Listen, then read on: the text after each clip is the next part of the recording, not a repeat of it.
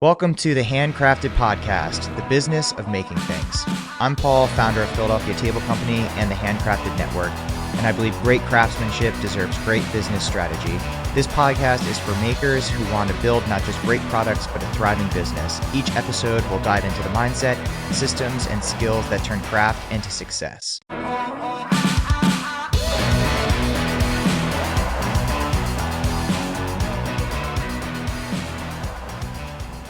All right, guys, welcome back to the Handcrafted Podcast. Hope everybody's been doing great as we start to kick off into summer here. I know sometimes sales tend to get a little bit slower.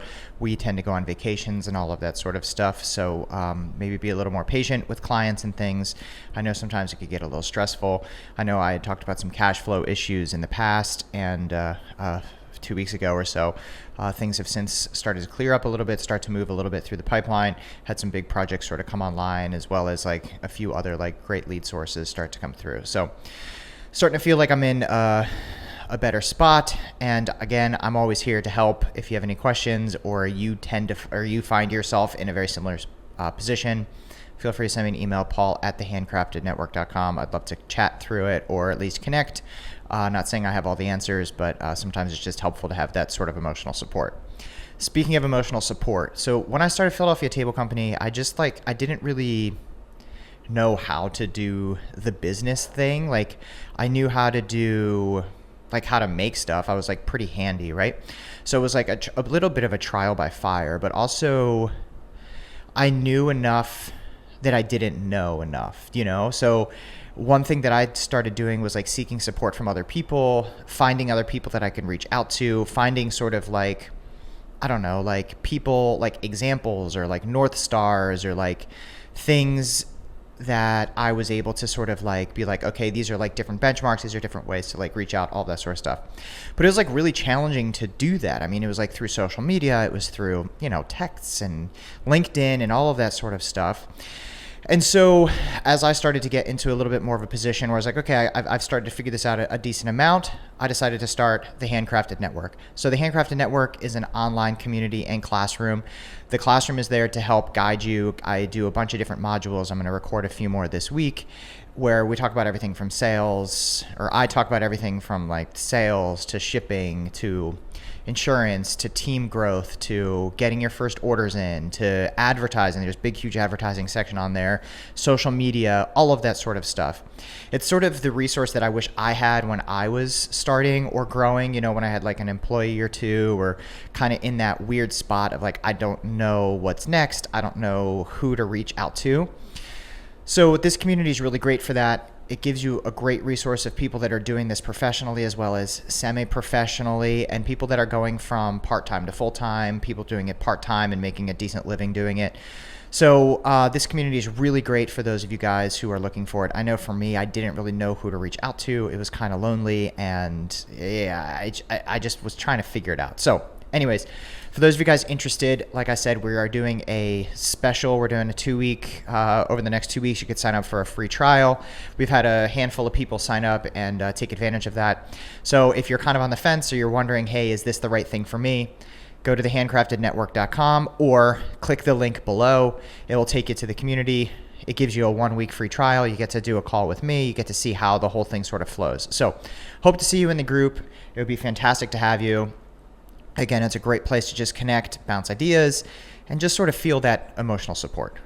All right, with that said, today's podcast, we haven't done one of these in a little bit. I wanted to give you guys sort of like actionable, tangible things that I recently implemented that are very helpful. So talking about Philadelphia Table Company, so I want to talk about the sales process and closing a client and like bringing them sort of like into your queue, all of that sort of stuff. So everyone has sort of different models as far as like what they take up front, how they close, and all of that stuff. So historically, we have been doing a 60% deposit that gets you into the queue, as well as what I call the design phase.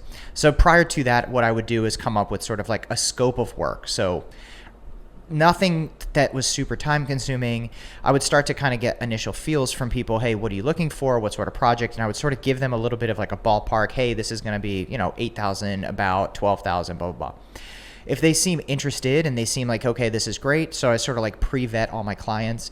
Then I sort of come up with, a scope, like a general scope of this is what the project's going to be. We're going to do this tabletop with these legs, or we're going to do a cabinet with this style front, etc. And what I would do is either do like a Loom video or like even like a Word doc, something that just sort of like loosely outlines it. And then I would say the price is going to be $8,900. To move forward with this, it's going to be a 60% deposit that gets you into the queue and starts the design phase. And that deposit is refundable. So if we don't come to agreement on design and finish, you get that refunded. So this has worked historically for a very long time. As you guys know, sort of through like the cash flow situation, I had really doubled down on my sort of sales process. So I've been messing with a few different ways of doing it. Actually, I was talking to another group member. We're actually pretty close. Jerry from Bucktown Built. Shout out Jerry. We had a call. You know, he's a salesman as well, like was a professional salesman. I guess he still is technically, because now he just does it with furniture. So anyways, we were chatting and I was talking about, you know, how I have some big clients that are kind of like right there, but it's hard to just commit to get the yes. And then Jerry told me about what he does. So what Jerry does is he asks for a design deposit, which is actually a lower number. I think his is like $300. I've started doing $500. The reason why I like a design deposit is it's a lot easier of a conversation. It's so much easier and people pay it quicker. So for example, if I'm pitching something to a lot of times I'm talking to like one or the other. They're like the husband or the wife, and then the wife needs to then talk to their partner or their wife or whatever. So I'm usually talking to one person in a couple. And then what they say is, hey, I need to share this with my partner and kind of talk through it. So what was happening previously, so at the 60% deposit, and I'm still kind of balancing both to sort of see what works best. But previously what would happen is, so say just for easy numbers, say we're doing a $10,000 table. So that would be a $6,000 deposit. So that person, I'm talking to them, and then they then share the idea with their spouse or their partner or whatever, and they go, okay, to move forward with this person, it's $6,000. So what they're trying to do is like push a $6,000 ticket on that. It's a little harder to push, and it takes a little longer to get that full commitment. So what I recently started doing was implementing what Jerry suggested, which is, hey, no pressure, but if you want to work with us, if you want to start the design phase, it's going to be $500, a $500 design deposit, and we'll get to work up drawings for you. And then at that point, once the drawings are done, we could decide if we want to like, you know, continue to move forward or anything. And I don't really say it like that. And it's gone incredibly well. I've had, you know, 3 or 4 clients that probably would have taken maybe a week or 2 to close at the 60% deposit rate, close within 24 hours. Why is that helpful? So in that sort of interim time that they're like thinking about it, 2 to 3 weeks, blah, blah, blah, they're kind of maybe shopping around. They're maybe talking to some other people. They're sort of seeing what else is out there, what other options are out there. And then what happens is they eventually start to go cold. What I like about sort of the lower design deposit is it sort of locks them in. Basically, it takes them off the market. They stop looking. They know they're going to get a drawing from us. And it's a much easier conversation. Imagine going to your partner and being like, hey, I met with this guy, Paul. He owns Philadelphia Table Company. They could do a custom table for us. It's only $500 to start working up designs and see what they could present. And that's a much easier conversation. And every time I've done this, so I've done this with 4 clients recently, I've waited to the point in the conversation where somebody says, hey, this all sounds great. Like, what are the next steps? Usually in that situation, I would say it's a 60% deposit, blah, blah, blah. Now I just go, it's a $500 design deposit. It allows us to decide if we're kind of the right fit for each other and gives us the opportunity to make a bunch of designs that we could then pitch to you. And then all 4 people are like, okay, great, send the invoice for that. I'll pay the design deposit so we can start focusing the idea and coming up with designs. And it's just been super easy. It's been very friction free. And I know for many of you guys, some of you guys, you know, as like smaller shops, you're not doing like drawings, but I think it's worth at least like figuring out how you can do this design deposit. So like maybe it's like, we'll send you samples, or we'll do like sketches, or we'll do something. I think for us, the drawings are sort of the contract to say, once they sign off on it, if we build something to 96 inches and they go, hey, like I wanted it at 98. And it's like, well, you approved the 96-inch drawing. So that's what's really helpful about doing the drawing thing. It also gives like a level of perceived value as well. yes, there is actual value there because I have a designer who's making a lot of these designs and like coming up with these things. So they actually do have to pay for it. But I just think the drawings are a really great way to go. So I'm kind of fielding both. If I feel like there's a client that is willing to pay the 60%, I feel like there's a pretty clear scope. We're moving forward with that because what could have happened, so say we had a continued cash flow sort of crisis, all I'm doing is taking $500 versus taking that 60%. And what I'm doing is I'm leaning on that 60%. But now it's like sort of a cycle. So now that I have these 4 people that paid $500 over the next few weeks, I'm going to be getting full deposits from them. So it's like kind of like a train that kind of just keeps cycling, paying the deposits and entering the queue. A little food for thought. I think maybe try it. The other thing that's really helpful is it makes the conversation a lot easier. Instead of me explaining it's 60% deposit and then you'll get a refund if we don't come to agreement on design, blah, blah, blah. I just say to move forward, it's a $500 design deposit, period. Once the designs are drawn, the rest of the deposit is due.